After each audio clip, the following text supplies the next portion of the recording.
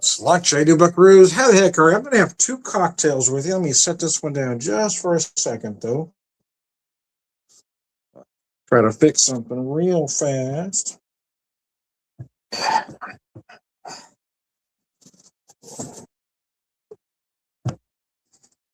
How you doing? So, I'm still recovering from surgery, but I'm doing well.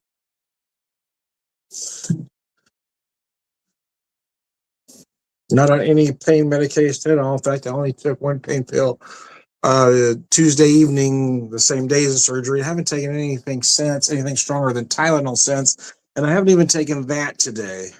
That's how well I'm doing as far as pain is concerned, anyway.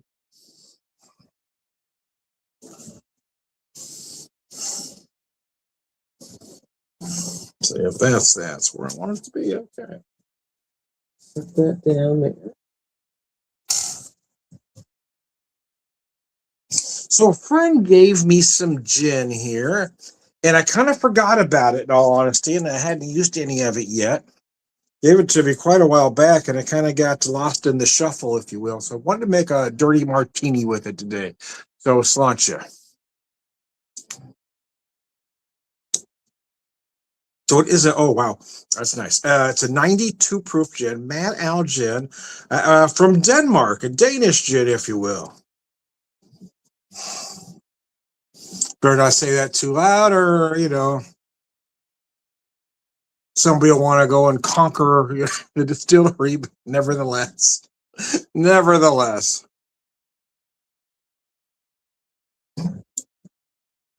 Oh yeah, that's nice. This is a very nicely done gin. Let me show you this bottle. Man Al, Brad gave this to me. Thank you, Brad. Again, I kind of forgot about it. And so I realized it was there. So let's make something out of it. So I made a dirty martini out of it. So what I have is this gin, about 2.5 ounces, about a half ounce of some olive juice or olive brine, and then 2 blue cheese stuffed olives. So if you're gonna go dirty, right?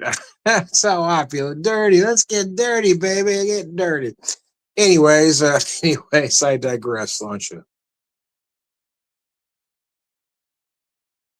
The idea was to do 2 cocktails, one aperitif, the martini. The martini is that perfect before dinner cocktail, right? When you're meeting someone just for drinks, it's that perfect cocktail to wake up your taste buds. And then the second one, I'm going to go digestive, and I'm going to go more or less a classic Manhattan by way of Kansas City.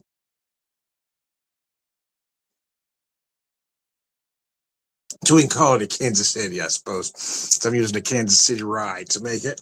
This is nice. I really, it's a well done gin. Blends well with that olive brine.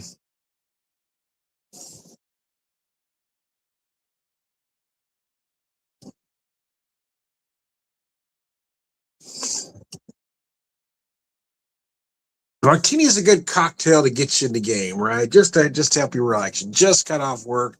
You're meeting some friends for drinks, or you're meeting a friend for drinks. This is a nice cocktail to have because it just wakes everything up. And you can decide from there if you're having dinner or more drinks. That's up to you from there. This is that nice cocktail to have, and it's simple. It's really hard to screw up no matter where you're at. You might have to call your gin, depending on where you are, if you trust their house gin or not. I usually just say, hey, I want that one. Depending on, look at what's available. For me, I tend to stay away from the names. I used to think I didn't like gin until I started trying small craft distillery gin. I found I do like gin. I just don't like mass-produced, cheaply done gin. Even some of the higher end stuff just doesn't work for me. No, I get you need a certain amount of juniper presence, but a lot of them are too heavy on the juniper for me and not enough on the other herbals, botanicals, or citrus notes. But when I've started trying gin from various other small distilleries, Restless Spirits, Tom's Town, J. Rieger's, for instance, all out of the Kansas City area. Those gins are just incredible. And this one I like as well. But I'm feeling that balance with the other herbal and botanical notes where I'm not just getting an overwhelming amount of juniper. And I feel like all of those names, that's pretty much what you're getting. Even the higher end ones seems to be just a big hit of juniper.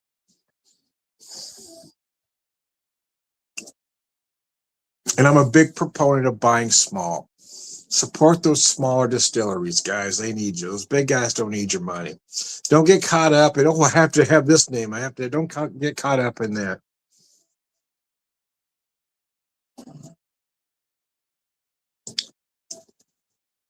Manufacturers want you to buy into that. Folks that are selling on the secondary market want you to buy into the fact that you should have certain names. Do not believe any of that nonsense. They're just trying to sell you product. The best products out there, no matter what you're looking for, are small craft distillers. Those big guys have been pumping out the same shit they've been doing for years, but those small distillers, they're doing some great stuff. And not everyone. I mean, I will, walk that back slightly. Not every small craft distillery is doing great product, but most of them are. And at the very least, they're as far as quality is concerned, they're at least as good as all of those names, And in my opinion, most of them are better. Again, naming some from Kansas City, Tomstown, Restless Spirits, J. Rieger's, all doing fine products. Union Horse, Lifted Spirits. I think I said Restless earlier, but I'm using Lifted Spirits Rye. That's what I meant to say.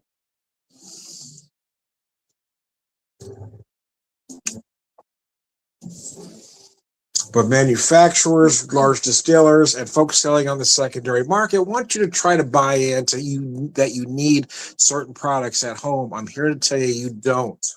And you shouldn't. Most of my bar cart consists of very small distillery stuff. I've only got a couple products on my bar cart that are large distillery products, and they were all gifts. Basil Hayden was a gift. That was a Christmas present. Still got some Buffalo Trace on here. That was a birthday present. And I got that back in May, so that's how long I've had that one there. But almost everything I have here is small distillery product. And everything in fact, looking at everything on my bar cart that isn't small distillery was a gift.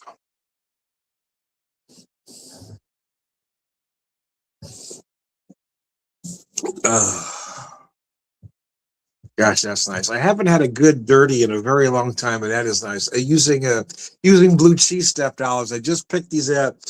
I do have some good olives. I've got some regular pimento stuffed, and I've got some lemon peel stuff that I've been using that I really enjoy. But I haven't had a good blue cheese stuffed in a while, and it really it really gets you that blue cheese stuff. Oh yeah, that brine will give you a dirty martini, man. I hope you're not kissing anybody later, but never. If you just want a good cocktail, man, that's going to get you there.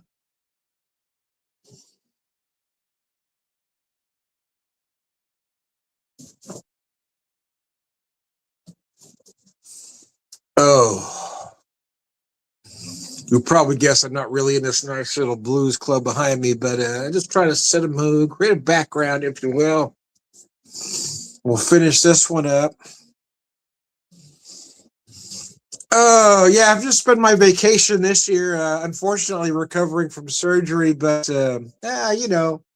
at least I'm at home, and I've got good beer, I've got good whiskey, I've got good other spirits, a lot of great quality stuff. So I can make myself, even though I can't afford to go out, I can make myself a nice cocktail at home and relax, watch the movies, take it easy. I meant to earlier in the week, but I never got around to it. I actually have 5 classic Pam Grier movies from 73 to 75, that so-called blaxploitation that really didn't exist. In all honesty, it was a moniker given by well, white studio heads to kind of cancel those movies out to somehow make them less important. And unfortunately, it worked. I mean, there's been some argument about who was the first female to lead an action movie. There's a nouveau actress who's been taking credit when there are others that did it before her in the 80s, but a lot of folks forget about Pam Grier in the 70s. Yeah, maybe those films got glossed over or ignored. It doesn't change the fact that she led those movies. She was an action star before, well, before there was one. And maybe they weren't blockbusters, but damn, they should have been. There's some great movies in there. Probably my favorite is Foxy Brown, but you can't overlook Coffee.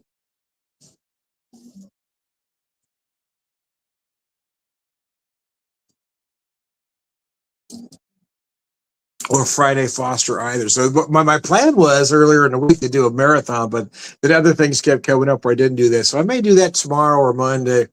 Just watch all 5 Pam Grier films and post that all over social media. But boy, she should have been a star, but big studios made sure that she wasn't.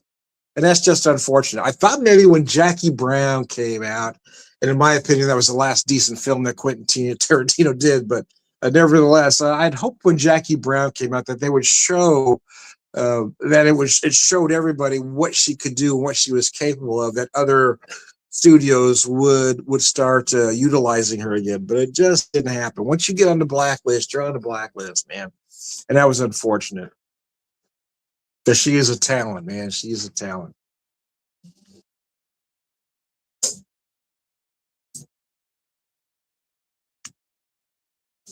Again, that would have been, cocktail conversation. If I was sitting at a bar having some drinks with a friend, that might have been something that came up. So I'm going to be right back. I'm going to go get cocktail number 2. Bear with me.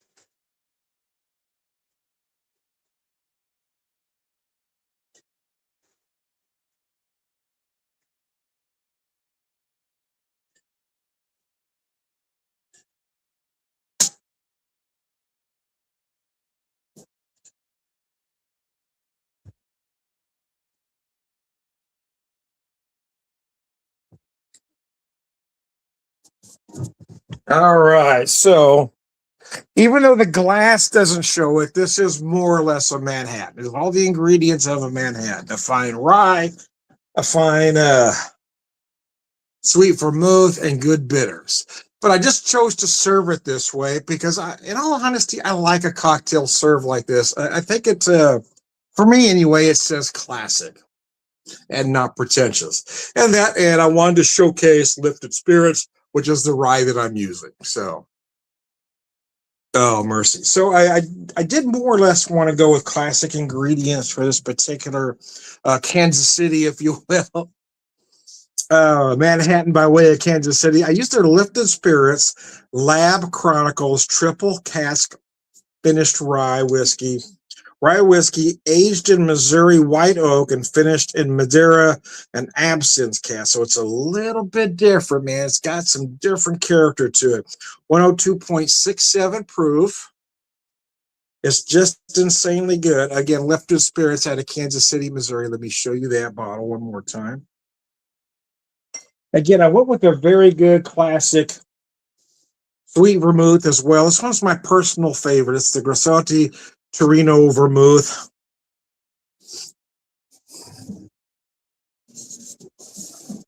And then for bitters, I didn't want to go crazy and use a flavor, but I didn't want to use your standard Angostura either. So I opted for, again, a classic Peychaud's bitters as just a slightly different profile to the cocktail. So anyway, Sláinte.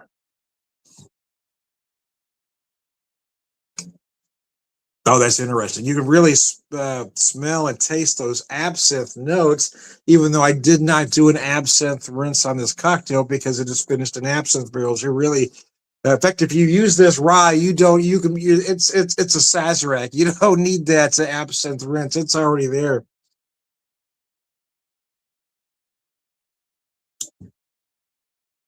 Gosh, that is very pronounced, even without adding any absinthe. Wow, that's good, man.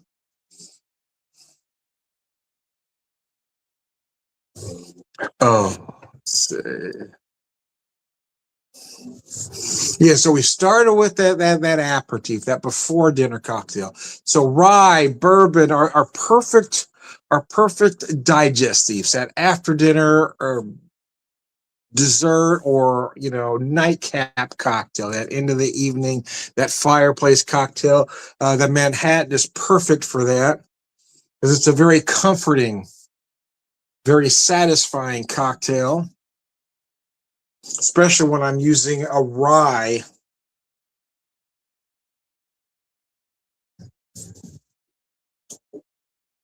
as complex as this one, giving me those Madeira notes, those white oak notes, and then those absinthe barrel notes. Oh man, this one is just takes you to a whole other place. It's a whole lot of cocktails all in one. It's a Manhattan with shades of a Sazerac. Oh, gorgeous, baby, gorgeous. That is so good.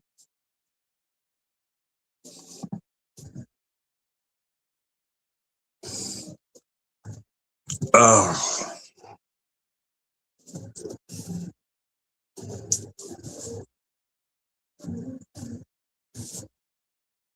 oh, that is nice. Very nice.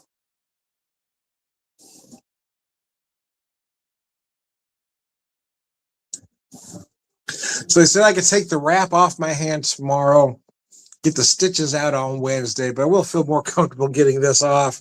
I'm at that point. I'm not really feeling any pain per se, but I'm at that irritating, you know, that irritating itch portion where it just kind of itches, but you can't scratch it because you still got the stitches and the incision until I get all of that out.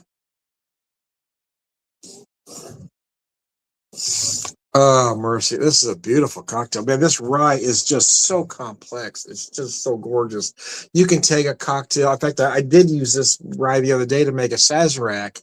Um, hey, Shane, I'm fine. I appreciate that, though.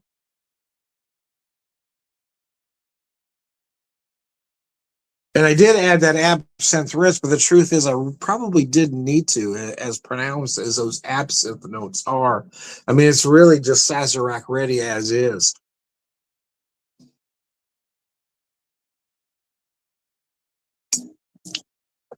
And then, of course, you've got the white oak, you know what that's going to give you. And then those Madeira notes, adding some dark fruit notes to the mix, some cherry, dark cherry. You might get some date and or fig, even raisin. You might get some apple in there, actually. But again, it's just so complex with all that going on. The white oak, the Madeira, the absinthe cast. It just goes in so many different directions. It lends itself well to make so many different cocktails. Oh, it's just gorgeous. I had forgot how prevalent those absinthe notes are without adding any absinthe to it. Wow, that's wild. Feels like I've added an absinthe rinse to it. I shit you not.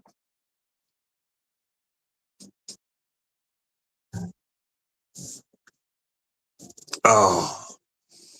So it is Saturday, so I when I'm not working, I tend to like to do a couple videos on a Saturday. Sometimes even start earlier than now. But we had to get out, do some things earlier in the day, so I waited till now to get a video in. But I will may do I'll probably do at least one later this evening, maybe two. Kind of just depends on how the day goes. I went 5 days without drinking anything, so now I'm kind of easing myself back into it. I'm finding it's hit me a little harder than typical. So I'm drinking these two. We'll take a little rest and see what I'll come back with the next one. Uh, to see what concept that'll be, if you will. Anyways, I digress.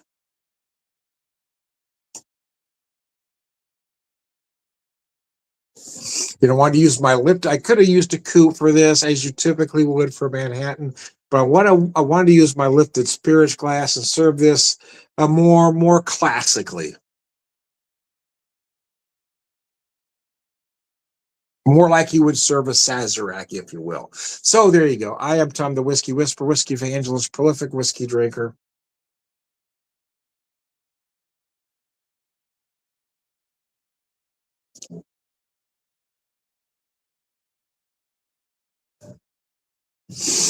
Purveyor wisdom and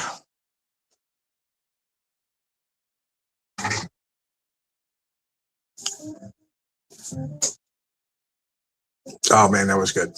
All right, good guys. Sláinte. Thanks for tuning in, guys. I appreciate it.